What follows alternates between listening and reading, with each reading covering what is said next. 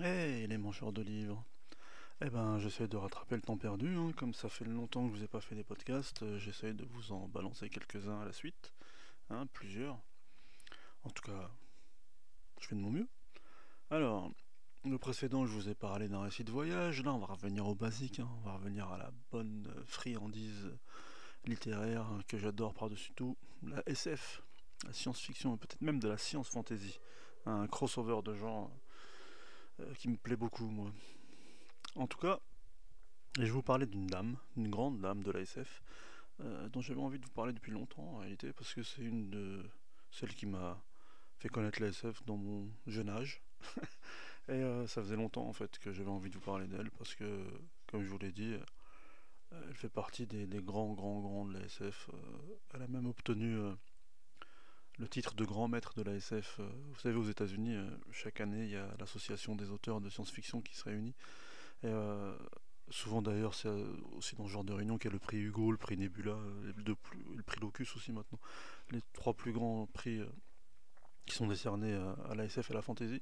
Et en tout cas, en 2011, elle a obtenu le titre de grand maître. Et il n'y a pas beaucoup de grands maîtres à l'époque, je crois qu'il devait en avoir une vingtaine. Chaque année maintenant, ils décernent un titre de grand maître parce que ça fait plus de 100 ans qu'il y a de la SF. Donc ça commence à faire beaucoup d'auteurs, mais en tout cas, elle fait partie du Science Fiction Hall of Fame.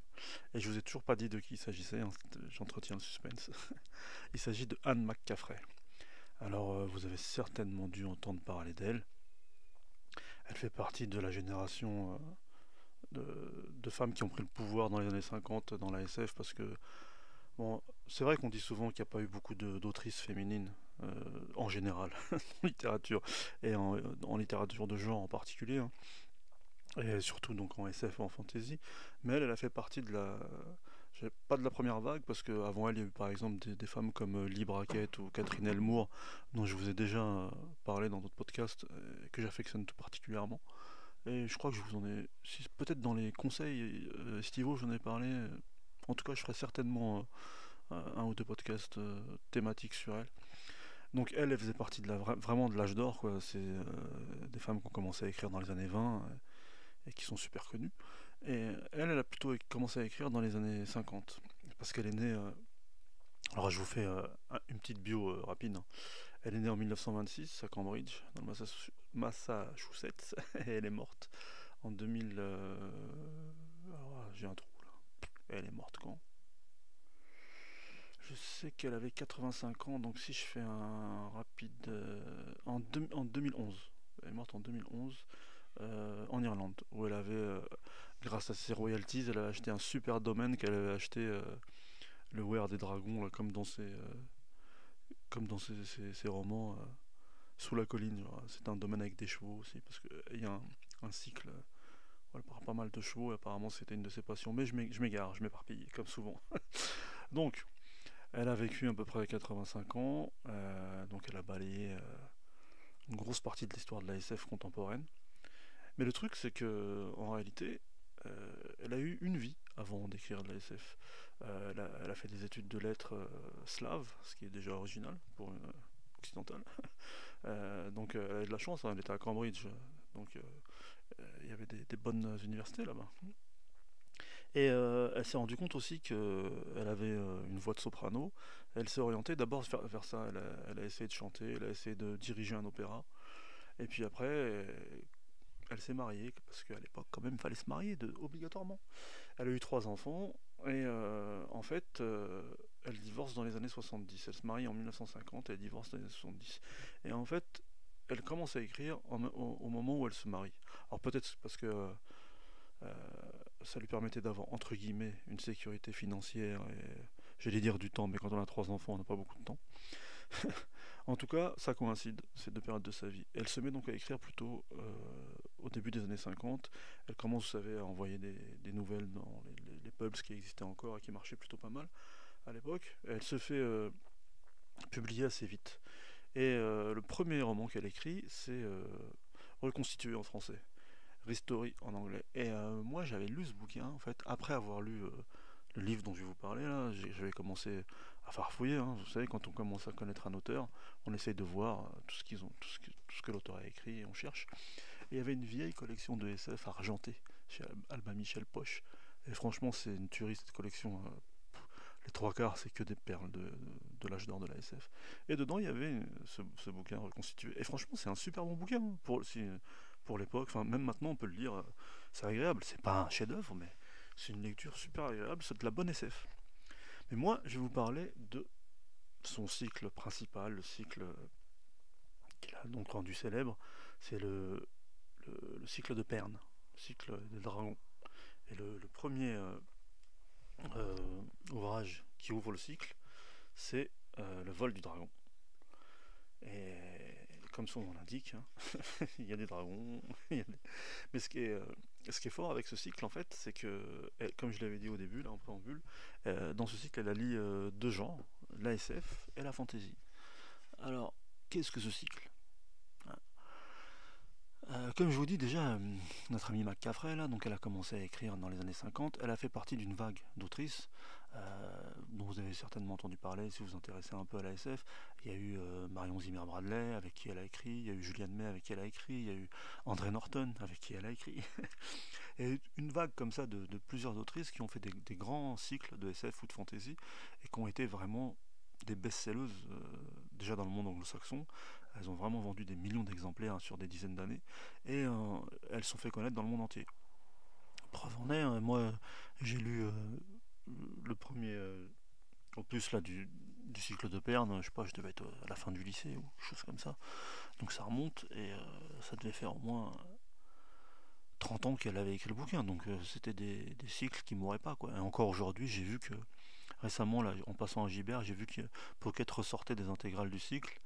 Mais d'ailleurs, autre petite parenthèse, parce que j'ai peur d'oublier, si le podcast vous plaît et vous avez envie de goûter à ce cycle, ne prenez pas les intégrales chez Pocket parce qu'ils n'ont pas respecté justement les sous-cycles qu'il y a dans ce cycle, pardon pour la répétition, parce qu'en fait, comme le font souvent les Américains, quand ils ont une série qui marche bien, ils font souvent des spin-offs, ce qu'on appelle des spin-offs, des espèces de sous-cycles. Et donc le cycle, ce qu'on appelle la balade de Perne en français, il y a 4 cycles. Mais en réalité, il y a un cycle principal qui s'appelle la Grande Guerre des Fils, qui commence, comme je vous l'ai dit, par le vol du dragon, et à la quête du dragon, le dragon blanc et tous les Weir de Perne. Ça, c'est le cycle principal. Si vous n'avez pas envie de vous prendre la tête et si vous voulez lire vraiment ce qui importe dans ce cycle, vous lisez ces 4 livres. Ensuite, il y a un cycle de préquel, on va dire, de ce qui se passe avant, qu'on appelle les origines, bien nommé, qui comporte 4 livres aussi, l'aube des dragons, la chute des fils, les dauphins de Perne et l'œil du dragon. Déjà à l'intérieur de cycle, il y en a un qui sert à rien, c'est les dauphins de Perne. Si vous avez aimé le cycle principal, vous pouvez lire les origines parce qu'en réalité, ça vous explique justement comment on en est arrivé là. Après, il y a 2 sous-cycles, dont un qui sert vraiment à rien et qui est super chiant, qui s'appelle les harpistes. Dedans, il y a le chant du dragon, la chanteuse dragon de Perne, les tambours de Perne. Comme je vous l'ai dit, c'était une chanteuse d'opéra et elle a voulu mixer ça à la SF et franchement, c'est mauvais. Enfin, en tout cas, à mon humble avis, enfin, c'est pas que c'est mauvais, mais c'est chiant, quoi. Et sinon, il y a un tout petit souci qui s'appelle l'épidémie, la dame au dragon et histoire de Nerilka. Ça se situe entre les origines et le cycle principal. Alors ça fait beaucoup d'infos là d'un seul coup, mais c'est juste pour vous dire en fait que dans les intégrales que sortent les éditions Pocket, en fait ils comportent les titres mais de manière chronologique. C'est-à-dire qu'en fait il y a plein de cycles mélangés. Et moi au début, j'ai commencé comme ça. J'ai lu Le Vol du Dragon, et vous savez, la plupart des Pocket, il y a une page d'introduction où on voit du même auteur chez Pocket, et il y a écrit 1, 2, 3, 4. Et donc, il y avait écrit genre Le Vol du Dragon, et après, je sais plus, justement, un truc des harpistes, là ça devait être Le Chant du Dragon. Et donc, j'achète Le Chant du Dragon en me disant super, genre à la suite. Et il y a une histoire d'un mec avec une harpe qui chante dans les. Enfin, je m'en battais les reins. Vraiment, et j'ai mis du temps à comprendre en fait, en fouinant, en cherchant. Et en fait, ils existent en, en poche unique, quoi. Enfin, je veux dire, ces titres-là. Donc, il faut vraiment à chaque fois capter quels sont les titres qui se suivent et quels sont les sous-cycles. Parce que sinon, ça va vous dégoûter de la lecture du cycle. Sincèrement, il y a des trucs. Bon, elle a expérimenté après Elle a le droit, hein, et puis ça a dû plaire à des gens. Mais si vous êtes vraiment intéressé, parce que c'est vraiment des ambiances différentes, des personnages différents. Enfin, si vous aimez vraiment la SF entre guillemets classique, et après que vous tombez sur les harpistes, vous tombez de haut. Donc voilà, c'était une petite parenthèse, parce qu'après je sais pas si je penserai à vous prévenir. Donc revenons au vol du dragon. C'était une longue digression, mais ouais, comme souvent je prépare pas les podcasts. Bref. Revenons au vol du dragon.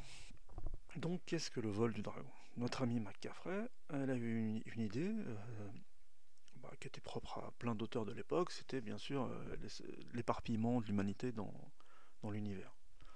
Et comme souvent, elle a pensé que, puisque la technologie était disponible, certains groupes humains auraient le souhait de vraiment coloniser des planètes, mais sur un mode presque médiéval, on va dire, mais agraire, communautaire.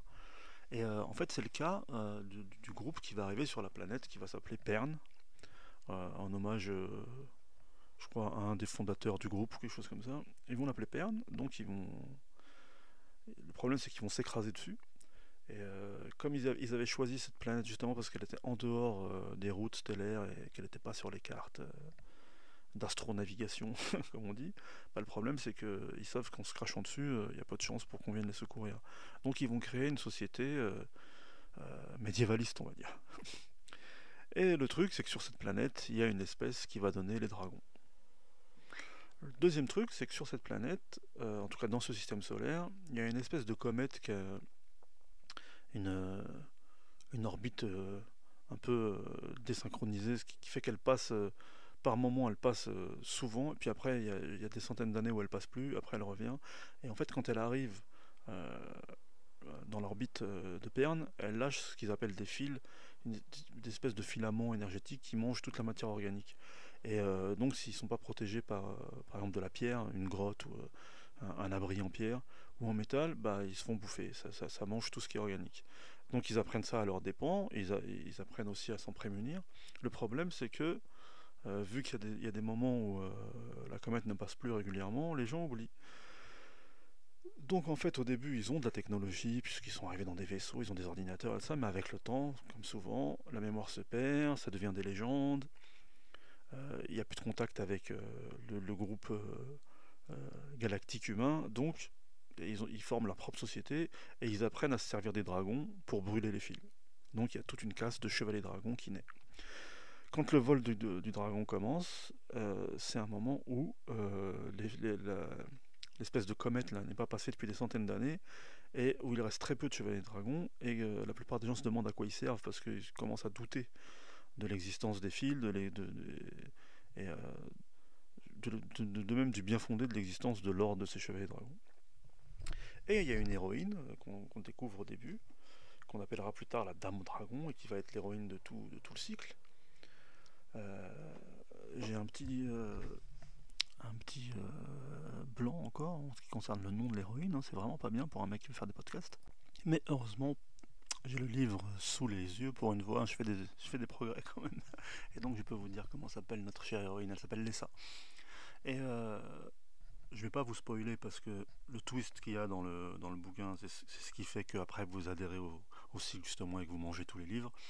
Mais en tout cas, Lessa va faire une découverte qui va relancer l'histoire et qui va faire que la guerre des fils va se redéployer jusqu'à une résolution X, on va dire. Et moi, ce qui m'avait plu justement à l'époque où j'avais commencé ce cycle, c'était déjà que McCaffrey, elle écrit bien. C'est ce qu'il y a de plus important parce que des cycles de SF, il y en a à foison, mais des bons cycles, il y en a moins. Et que justement, elle avait réussi à m'accrocher tout de suite avec ce personnage. Comme souvent, hein, c'est un troisième couteau, c'est une outsider. Il va falloir qu'elle prouve 1000 fois sa valeur avant qu'on la prenne au sérieux. Mais bon, ça fait partie aussi du jeu de ce genre de récit. Et elle arrive à allier justement le côté, comme je vous disais, SF.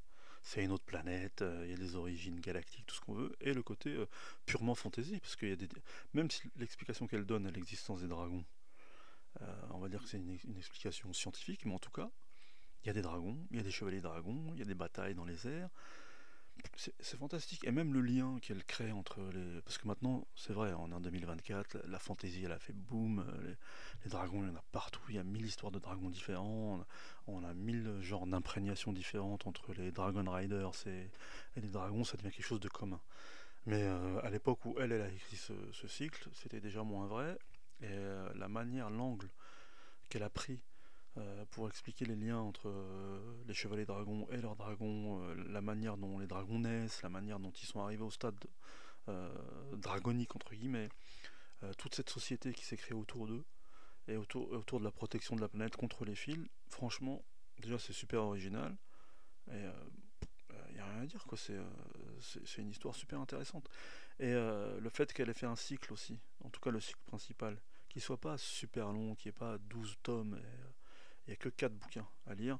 Et j'ai vu récemment en fait que très longtemps après, peut-être un an ou deux avant sa mort, alors je pense que c'était pour faire un peu de piston à son fils, elle a écrit avec son fils une ultime fin. Mais moi je l'ai pas lu parce que j'estimais qu'il y avait déjà eu une fin. Je voyais pas ce qu'il y avait de plus à rajouter.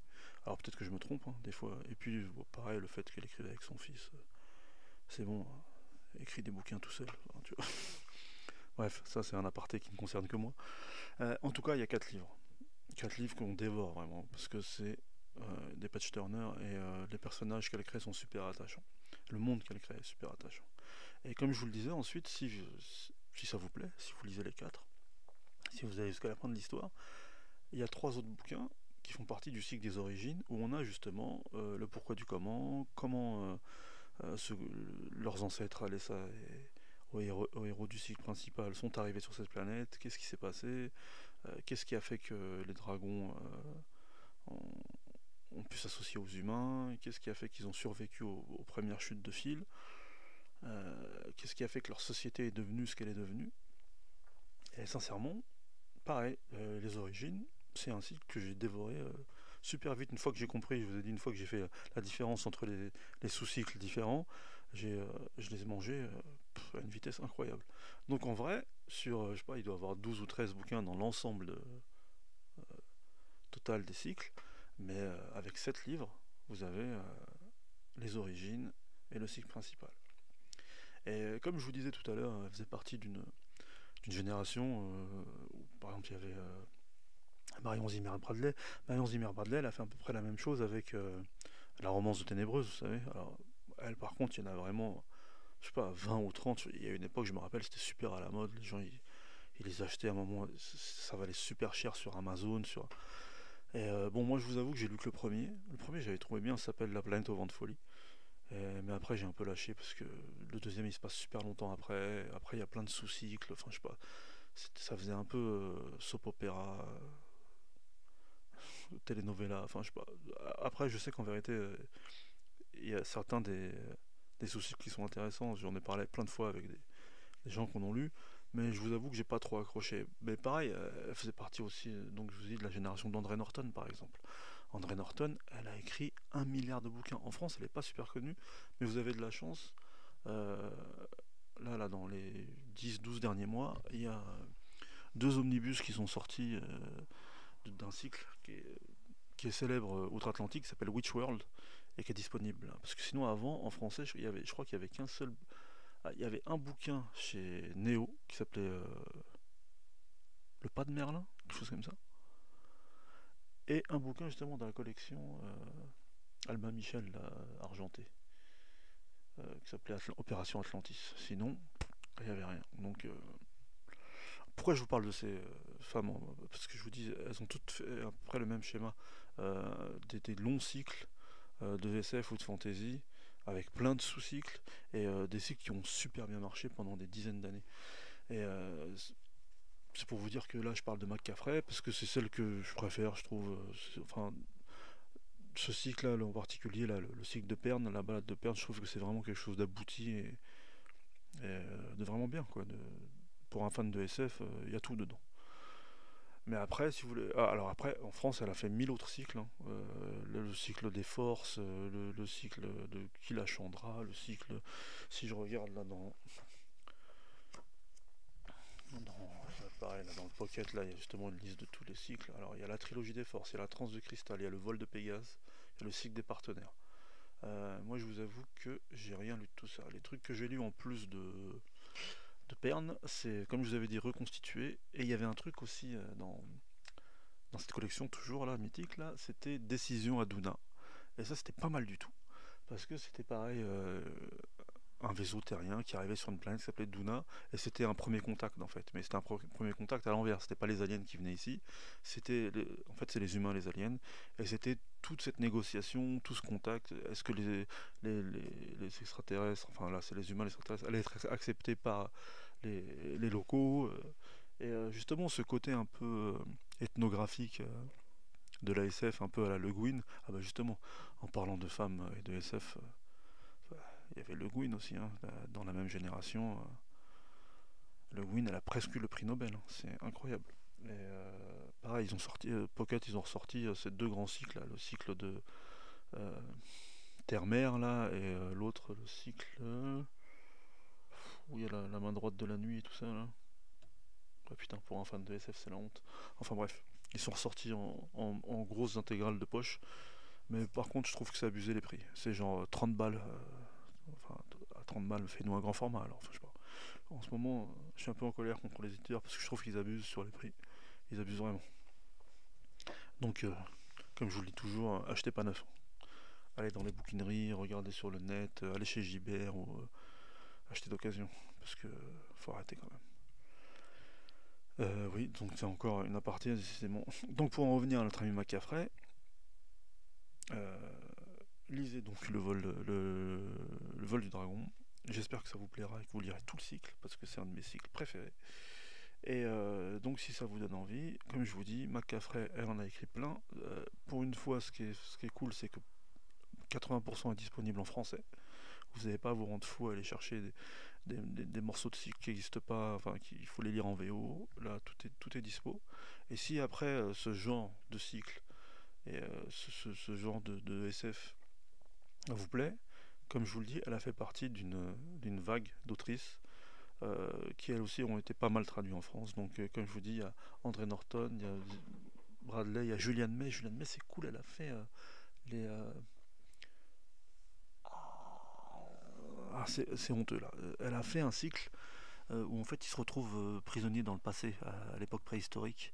Je vais vous dire ça tout de suite. Ça s'appelle Les Conquérants du Pliocène et le premier c'est le pays multicolore. Et franchement c'est mortel. On découvre un moyen d'aller dans le passé et bon, à un moment donné ça devient un business et il y a plein de gens qui choisissent de s'exiler à une époque préhistorique et bien sûr tout se passe pas comme prévu et il leur arrive mille galères et c'est pas mal du tout et donc voilà, je vous ai parlé vite fait, très vite en fait de McCaffrey. Je pensais qu'il durerait un peu plus longtemps et en plus j'ai pas parlé que de McCaffrey. Mais parce qu'en fait, si je vous parle trop du cycle de Pern, je vais vous spoiler. Et un des trucs qui fait l'intérêt du cycle, c'est qu'il y a plein de twists et il y a plein de révélations. Donc je préfère en rester là et pas vous en divulgacher le contenu. Mais en tout cas, faites-moi confiance. C'est un bon cycle.